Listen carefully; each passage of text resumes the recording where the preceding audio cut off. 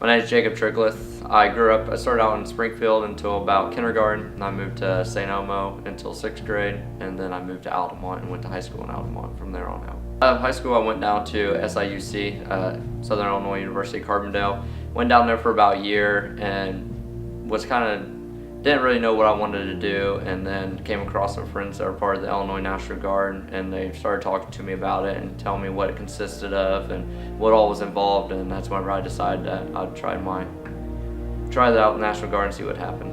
I talked to the recruiter and I signed in the next day. I started out with basic training, and first it was different. I wasn't sure.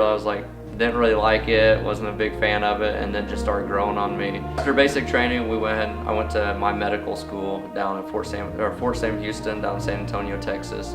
I was down there I went down there in early December and graduated in April. A lot different. First few months you go ahead and get your EMT basic down there, and then after that it was all your combat medic training. Combat medic, the scope of practice for them is pretty much imagine a nurse, and it's just like that, with us being allowed to do a few other things that nurses aren't allowed to do. So I deployed a week after I got finished with AIT. I started out in Fort Bucca, Iraq, Southern Iraq. It's a detainee facility, or it used to be a detainee facility. It closed down back in 2008 whenever we were there. I went up to Taji for a little bit, and then I was also in Basra. I was tasked out to multiple different units.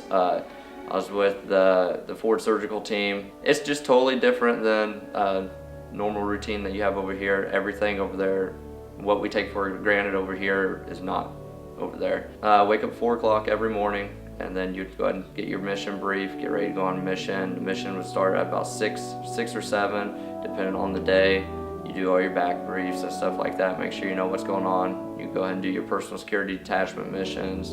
We had some instances with the IDF, the indirect fire, that came into the base, that we had some people hurt that we actually had to treat, and we also had a couple crashes that were brought in to us when we were at Bucca. We had a lot of IDFs on Camp Basra. We had some IEDs within the convoy, which is your improvised explosive devices that they put inside the road to try to stop convoys, things like that. But nothing huge that happened. So we got close to the end of the first term, and we actually went home and things like that. And after I was home for a while, I decided that I really wanted to go back again. So I actually made another trip with civilian contracting over there, where I did personal security detachment missions. And that's whenever the biggest things happen. Baghdad was not a fun place. Again, that's with the personal security detachment.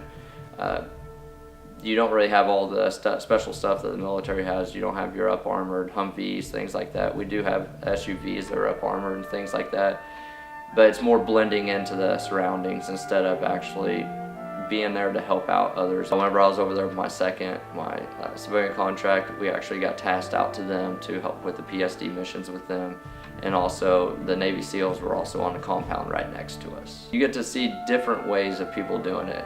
Instead of just doing it your basic ways that we've always been taught in the military, you learn ways that you make things go easier, make things actually run more properly. You grow up a lot afterwards. When you get home, things are different. You have to go ahead and slowly integrate back into the society and understand that things are completely different than they are overseas, and it just takes time. I didn't really have any troubles, but I had a lot of friends that did have problems. Since then, I actually left the Guard and decided to pursue ROTC instead.